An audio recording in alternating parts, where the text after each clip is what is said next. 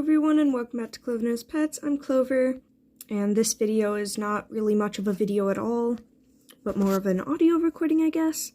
Basically, when I was at CrabCon, I recorded various segments of the speeches, and I accidentally deleted some of them, which means that parts are missing, but I figured somebody might find it useful, plus I want to get this off of my phone, so yeah. Basically, I just have compiled all of the little clips of speeches that I watched at CrabCon. Hope you enjoy. Thanks. Perfect. All right, great. Okay. Well, hello. I think the camera's over here. Well, thank you very much, everyone, for welcoming us to CrabCon. I hope you all had a lovely day. I'm afraid the others can't be here, but they're off doing other important things, like looking after children, which I suppose is quite important. But a question from Christine Sandberg there. How did we get started with the Crab Museum? That's a question we're often asked, and it's a question that there are many, many answers to, really. I think the reason behind it all is that crabs are cool as heck. That's the first thing. Crabs are cool as heck. But crabs are an underappreciated animal. I mean, we're lucky enough, and I've been seeing some of the videos that some of the other kind of coastal folk, but we're lucky enough in Margate to live by the sea. Me and my brother grew up here in Margate. Chase, he grew up in Essex, which is sort of a county nearby, also coastal. And we all have relationships with crabs as children, as many British school kids do. As well, and so, and in fact, what an interesting thing we've worked out in the last 10 years, insects are basically flying crustaceans. They are each other's closest genetic relatives, which is kind of cool. They're really interesting similarities in their nervous systems. They both have antennae on their heads. Insects only have one pair, all crustaceans have two pairs, and there's other aspects of them that link the two together. But this molting process is important because you have to understand, you have to, during the life cycle, you're going to, an insect and a crustacean have the opportunity to change their form every molt. And we're so used to giving birth to little babies that look like little tiny humans with big heads, and they just sort of get bigger as they get older and hairier and fatter, but they look like babies, and your head stays the same size. But it's different for a crustacean because a crustacean, hatches out of an egg. It may look nothing like what it's going to be as an adult, and passes through these stages in every. And so we are limited how far down we can see, even with a standard microscope that you use light to visualize things with. Physics says we can't see it below the wavelength of light. But if you switch to electrons, you can actually see structures way, way smaller. And I'm talking tens of thousands of times smaller than you would normally see with your eye, and even an assisted lens through a normal microscope that you probably all used at school. Okay, so that's what an electron, in a nutshell, that's what an electron microscope does. Take away the light, use electrons in a vacuum, bounce it off a specimen you put, and then a computer's collecting all of the various subatomic particles that are being blown off this thing when you hit it with electrons, and then assembles a three-dimensional image for you to look at, which is kind of cool. You have to prep your specimens carefully though. Unfortunately, they have to be dead because they can't be moving around. You have to fix them somehow. We normally use crude fixatives like alcohol or formaldehyde or something like that. But you fix it. You have to desiccate it because you can't have any water in there because it's going to be in a vacuum. Right? So you have to dry it out. And this is the secret part of it. If you dry things out normally, they will crinkle and crush and distort.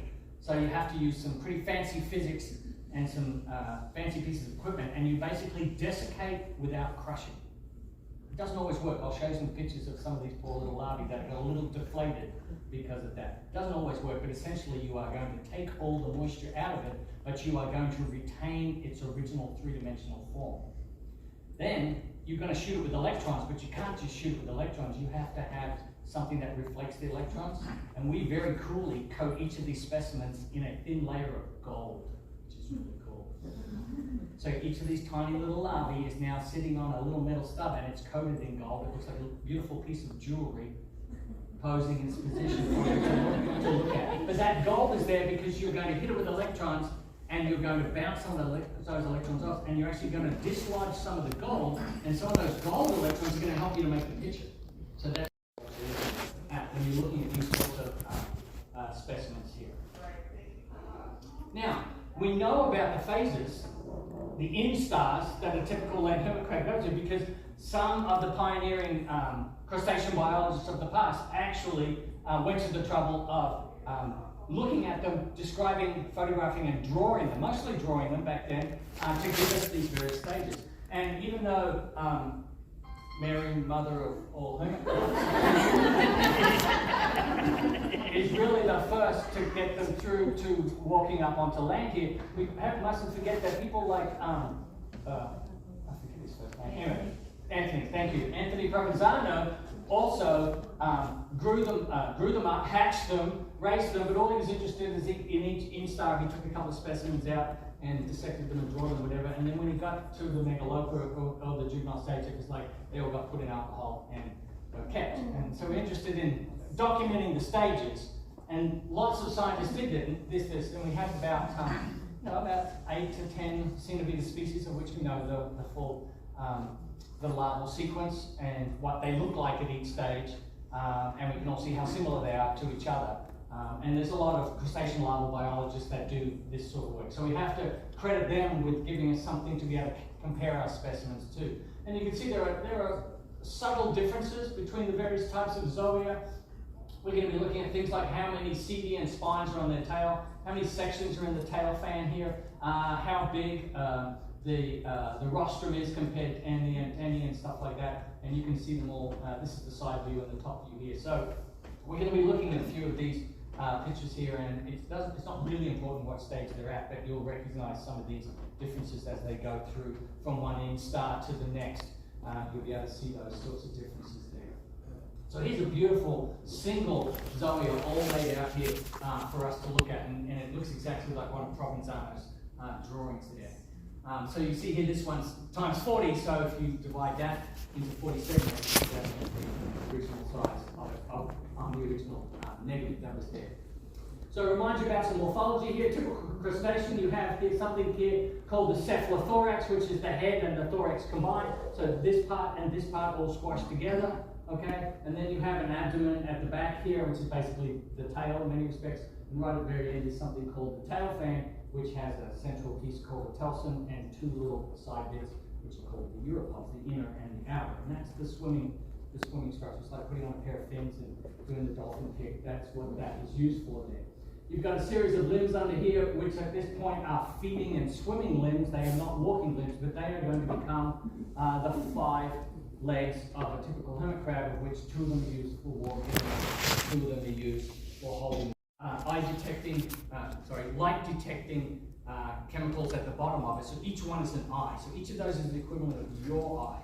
So that is covered in hundreds of these, what they're called ommatidia.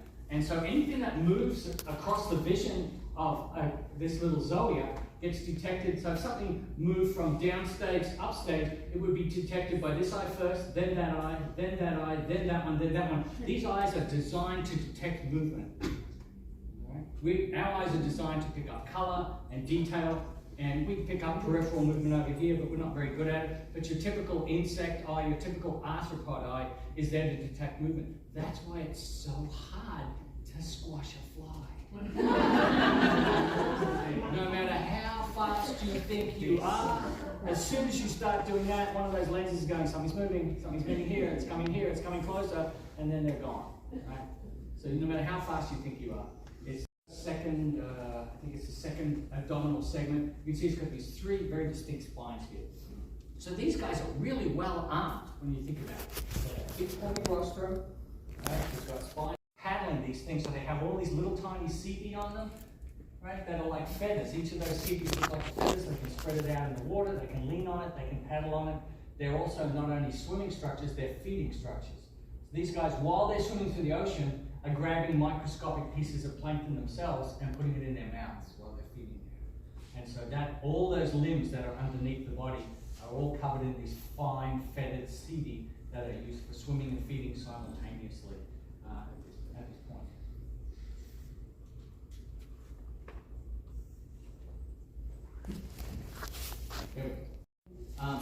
couple of things here. You can see here's that spine, there's a spine, there's a spine, there's 3 spines there, there's one there, there's one there, there's one on each edge of that there, and then you of course have got the big rostrum pointing out the front there. And so they're a shrimp that's covered in this armor, and especially when you curl them up. So this round bit here is where all the omotidia are. This is the lenses, and this is just the stalk. So now they're now raised up on stalks, and each eye can be moved independently and put down, and they can look behind them and forward at the same time, and they're like 2 little telescopes with their lenses all on the end. And all the adults are like that as well. So this is the first time they get an adult-like eye from that stationary globular eye that they had in the zoea stage. You'll notice that the 2 antennae start to look different from each other now. Here's the inner pair, the antennules. These are the flicking, tasting ones, and here's the outer one here, which is going to be more of the whip-like feeling one. So they will, in one molt, you now differentiate those 2 antennae more than they were before. So the eyes are now different, the antennae are now different. And now look at these limbs. They're no longer little fluffy, feathered, covered, feeding and swimming structures.